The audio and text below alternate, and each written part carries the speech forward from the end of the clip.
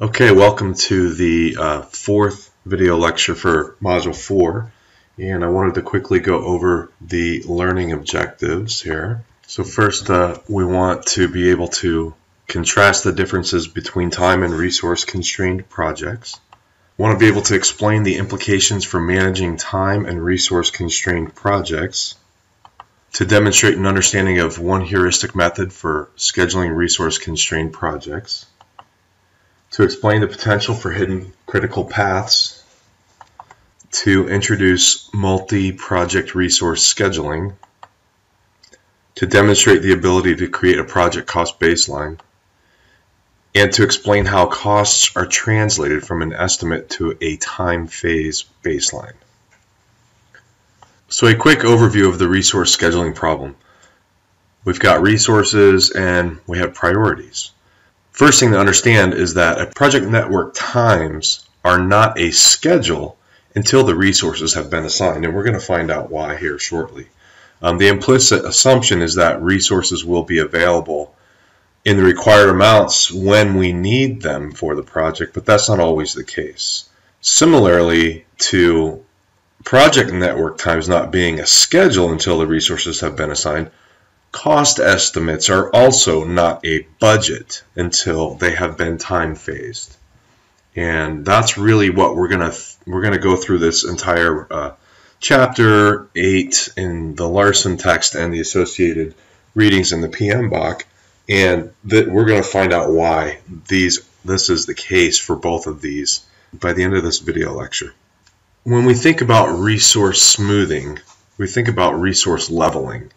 And what this is it really involves attempting to even out varying demands on resources by using slack. So you can delay the non-critical activities in a project without delaying the project. We do this to manage our resource utilization when the resources are adequate over the life of the project. So what is resource-constrained scheduling? It's when the duration of a project may be increased by delaying the late start of some of the activities if the resources are not adequate to meet the peak demands. So some of the different types of project constraints, we have technical or logical constraints. These are constraints related to the network sequence in which the project activities must occur. So if you remember to your network diagramming, if you have a activity that has a finish to start relationship, the first task has to be finished before the second one can be started. That's kind of the logical, that's the technical constraint. A physical constraint is when an activity cannot occur in parallel, or it's affected by a contractual or environmental conditions. And a resource constraint is going to be the absence, shortage, or the unique interrelationship and interaction characteristics of resources that require a particular sequencing of project activities. And so there are several kinds of resource constraints. It could be people, it could be materials, or it could be equipment.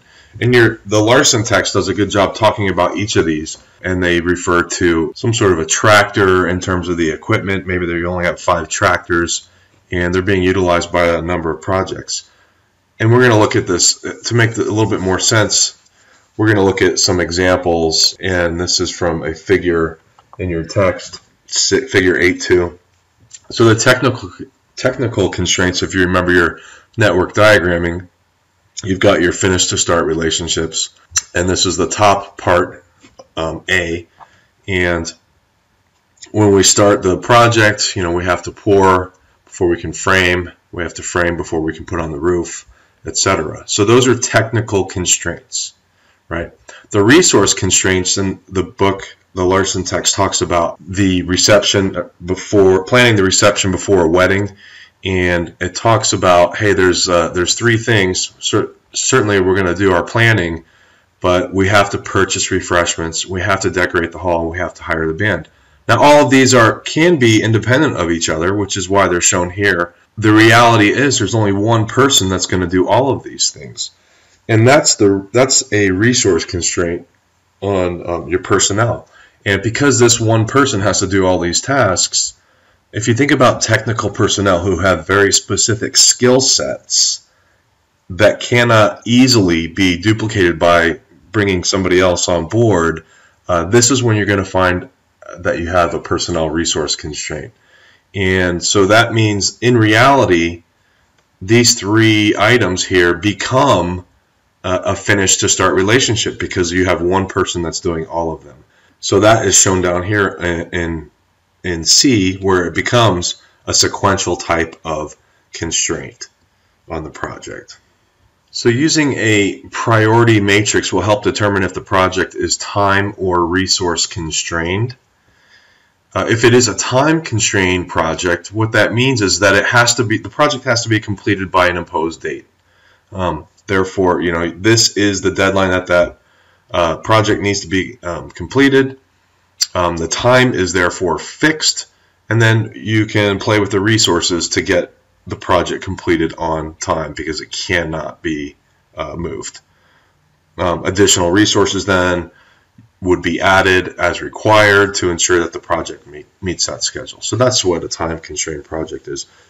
Versus a resource-constrained project, which is one where time is flexible and the resources are fixed. And these are the types of project that you'll see more often in particular industries, whether it's government, that kind of thing, because they don't have the resources to do some of the things that would be required to crash a project or outsource to bring in additional expertise or personnel.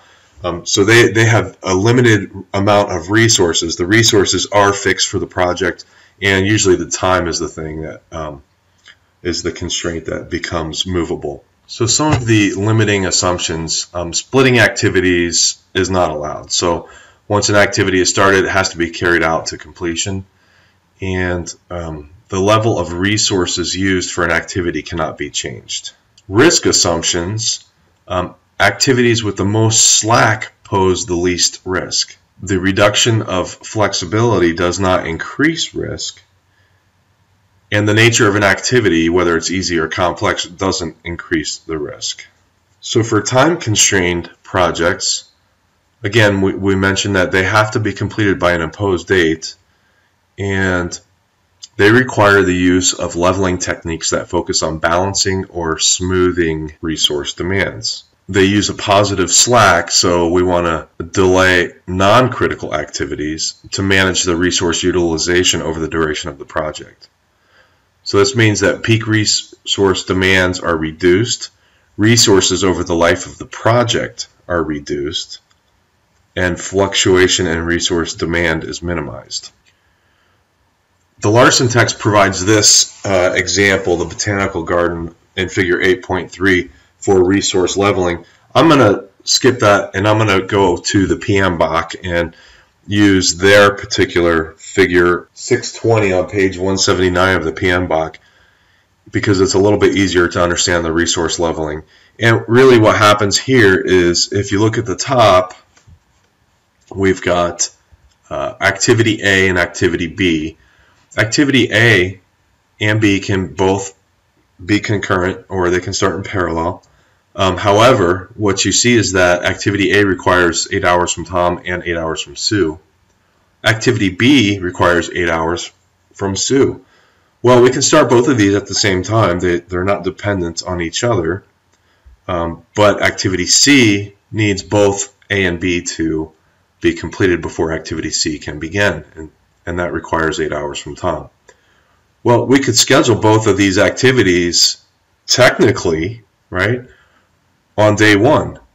The problem is that this is a personnel resource constraint. We can't have Sue working 8 hours on activity A and activity B in the first day. As you see, the totals to complete both tasks would require 16 hours from Sue, and that's just not feasible. So what we do when we resource level the project, we put activity A for day one, and we maximize our resources for day one. We move activity B to day two, and Sue is there, and then activity C begins and ends on day three. Well, if we were just viewing this from a technical constraint, we would say that the project could be completed in 2 days. But knowing that we do have some resource constraints, personnel resource constraints, we realize after looking at it a little bit more closely that the project cannot be completed until 3 days have passed. So that's a quick example of how resource leveling not only helps you plan your project to ensure that you're not planning it incorrectly in terms of the schedule, but also taking a look at the resources that you have available and knowing where those limitations and constraints might be. So some of the advantages for resource demand leveling techniques for time-constrained projects: your peak resource demands are reduced, your resources over the life of the project are reduced, and your fluctuation in resource demand is minimized. Disadvantages: the loss of flexibility that occurs from reducing slack. We'll talk about that a little bit too. And increases in the criticality of all activities. So you could potentially have multiple critical paths, or you could change the critical path. For resource-constrained projects, resources are limited in quantity or availability. Activities are scheduled using heuristics, and these are really just rules of thumb because it makes things a whole lot easier. And these rules of thumb focus on minimum slack, the activities that have the least amount of slack, the least duration in time, and then the lowest activity identification number, assuming that those IDs are sequential. In other words, it should be the earliest activity in the project for number 3. That would be the third tiebreaker, which if you go through these 3 tiebreakers, minimum slack, least duration, typically you aren't going to get to that third one. The parallel method is used to apply these rules of thumb, and it's an iterative process starting at the first time period of the project and scheduling period by period the start of any activities using the 3 priority rules. So your book in the Larson text, beginning on page 259, actually 258, it talks about the resource constrained schedule, and it goes through an example, and the example is kind of difficult, so I'm just going to walk you through some of these things. This is the first figure used in the example, and this is through period 2-3, the method that's given on page 259, the chart there. And I wanted to just point out, make sure that you pay attention to the legend here. So right here, you're looking at the ID of task 2. We start over here with task 1, 2, 3, 4, and then 5, 6, and then the merge to here to get to task 7. When we look at this technically, through our technical constraints of our network diagram, we see that this project should only take 12 days. Well, what we're going to do is we're going to apply, we know it's resource constrained, and we're going to look at the resource availability and go through and see if that is still the case, 12 days. Okay.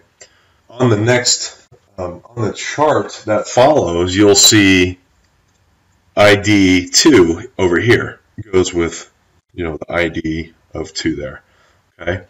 And then the early start for the activity 2 is going to be 2 days, and you'll see that's listed here. You'll see that the duration for activity 2 is 6 days, and I'm just using activity 2 as your example. Of course, you can look at all of these activities on this chart. You'll see the duration on the chart of 6 days. And notice over here on the right that activity 2 has, the early start is day 2, and it has a duration of 6 days, and that's, you can see that here in the chart. So if it were to start on day 2, the duration is 6 days. It would go 1, 2, 3, 4, 5, 6. It would end at 8. However, the slack has 2 days, which provides right here days here and here, which would give you a late finish of 10, and you see that listed right here. So as you go through the table on page 259, when you get to the point where it says that activity, so 2-3, for period 2-3, activities 2, 3, and 4 are eligible to be scheduled. Activity 3 has the least slack, so we're applying those rules of thumb. Which one has the least slack? And we find out that activity 3 has the least slack. So what we do is we load activity 3 into the schedule. Activity 2 is next in Slack with 2. However, Activity 2 requires 2 programmers and only 1 is available. Because as we see down here, we've already scheduled 2 programmers, so there's only 1 left. So what we do is we cross out Activity 2, early start, we add 1 because we're going to look at it the next day, and we take the Slack down from 2 to 1. Okay, and then we go through and we load Activity 4 into the schedule as it says, forward period 2, 3. And then we keep doing this same thing. Here's the next picture that is in your book on page, what page is this one? 261, I believe. And we've gone through all of the different periods, and we've basically ended up delaying project as we get through all of these.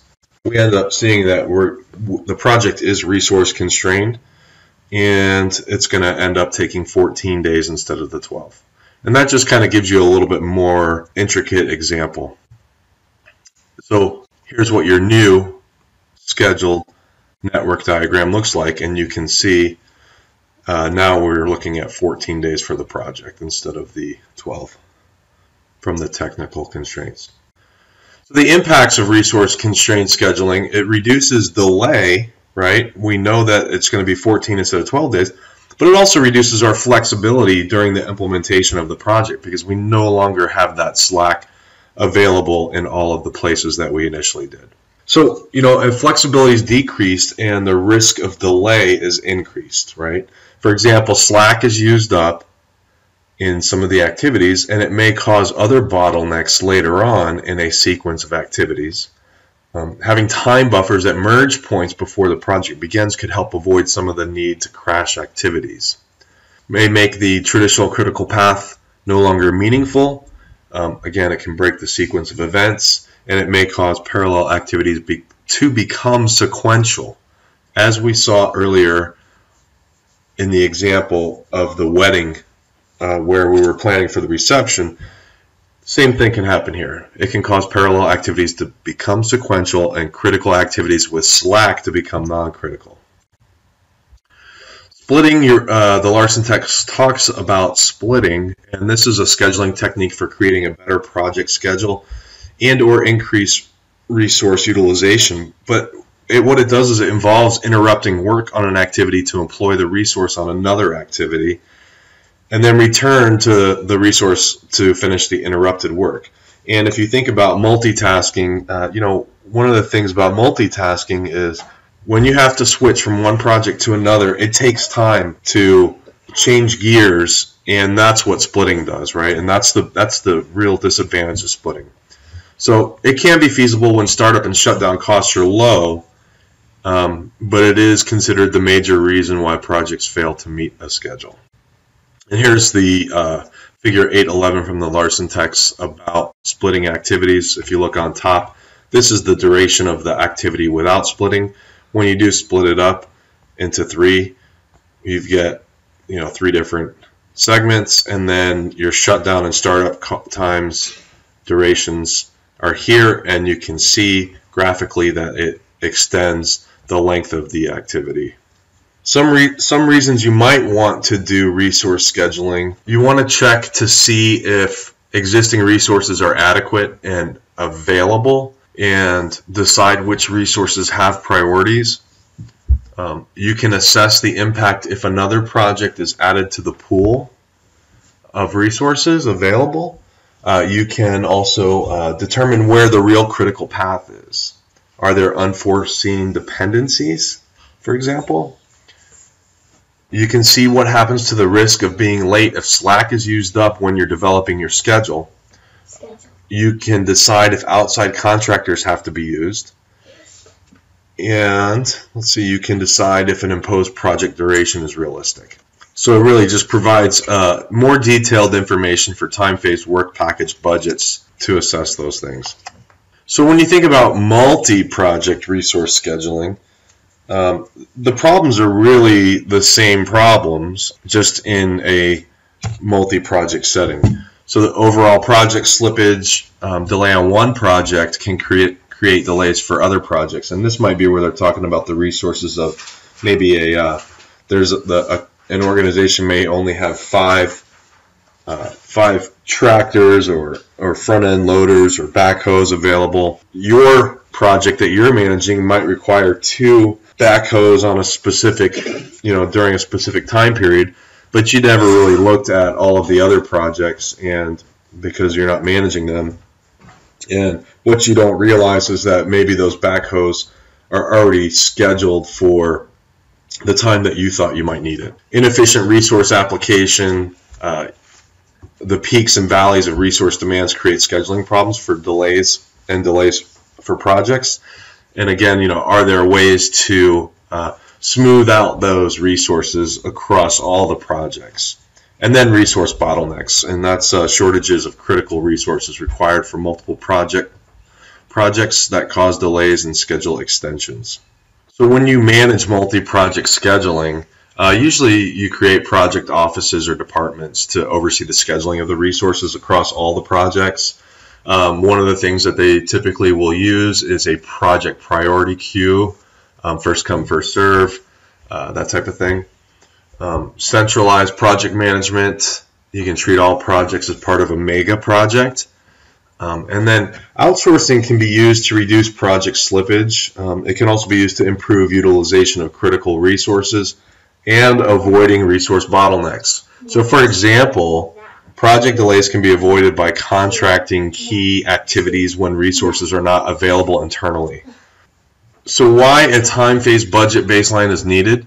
Well, to determine if the project is on, ahead, or behind schedule and over or under its budgeted costs, to know how much work has been accomplished for the allocated money spent, the project cost baseline, planned value.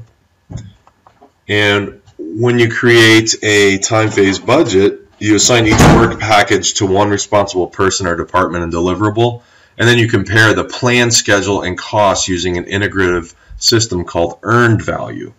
And the Larson text gives a great introductory explanation of why this is. And it's on page 273 of the Larson text. And it uses a couple of examples. So please be sure to read those. Really, other systems, they don't measure how much work is accomplished for the money spent. And therefore, without time phasing costs to match your project schedule, it's impossible to have reliable information when we get to the control purposes of implementation of a project. So, and those examples given by Larson are great in the text. So please be sure to read those on page 273. And that is the end of the slideshow. I hope you enjoy Module 4.